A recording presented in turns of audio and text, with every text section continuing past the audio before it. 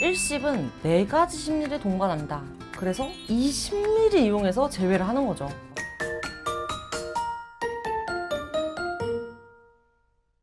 안녕하세요. 연애자격 가람쌤입니다.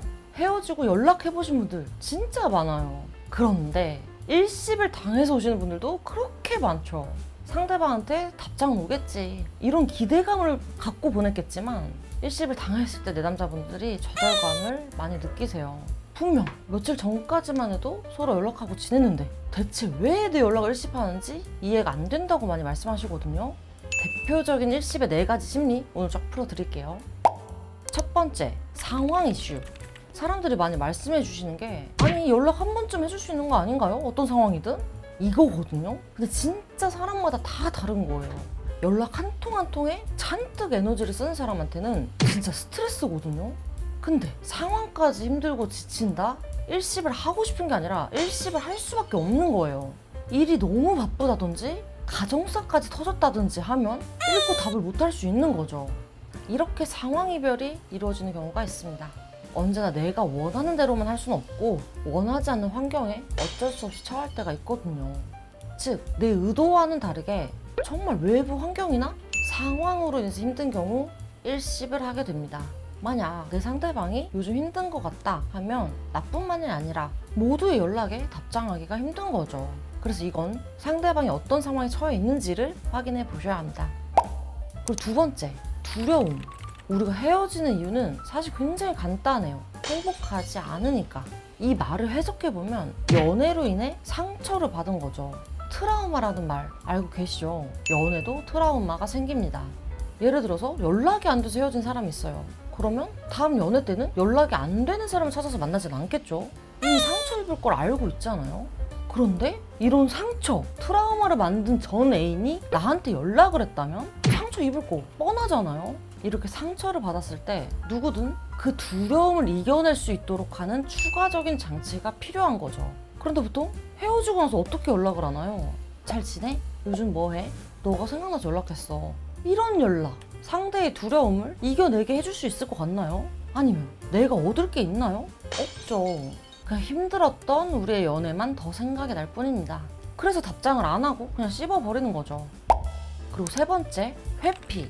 방금 말씀드린 두려움하고 같이 일어날 수 있는데 그냥 피하고 싶은 거죠. 무엇을? 우리가 제외하고 싶어하는 그 마음을요. 상대방 입장에선 어떻게 대처해야 될지 모르니까 피해버리는 거죠. 이별이라는 거, 헤어짐을 말한 사람도 헤어짐을 당한 사람도 정말 힘든 시간이거든요.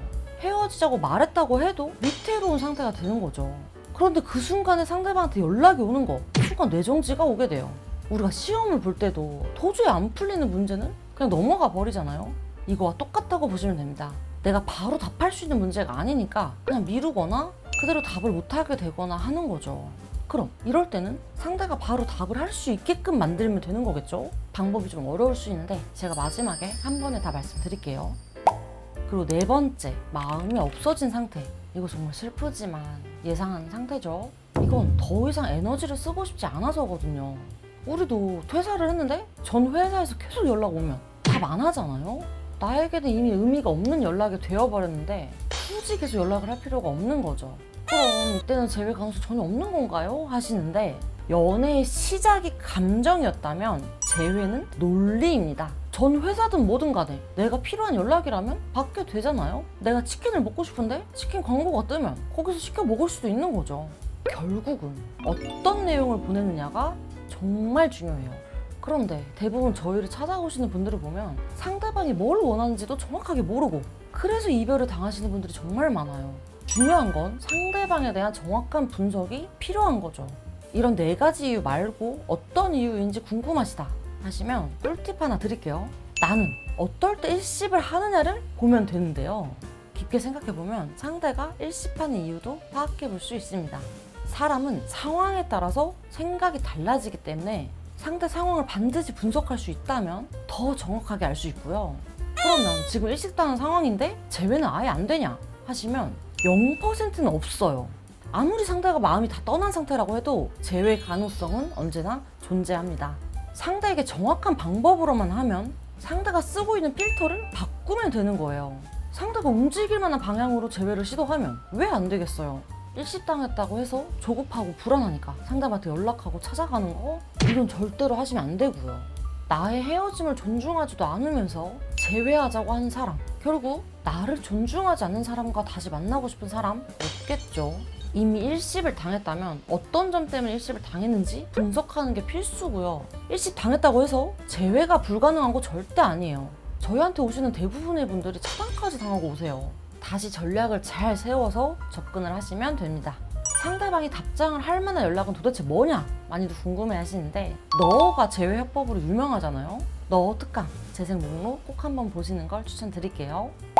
상대가 어떤 상황인지 어떤 심리인지 도대체 모르겠다 하시는 분들은 고정 댓글에 재회간수 진단지 링크 있거든요. 그쪽에 상황 자세히 적어서 보내주시면 같이 의논해 드릴 테니까 한번 확인해 보세요. 그리고 오늘 영상 도움 되셨다면 구독, 좋아요, 댓글, 알람 설정까지 부탁드리고요. 여러분들의 행복한 연애와 결혼 생활을 진심으로 응원합니다. 그러면 다음에 또 뵐게요. 안녕.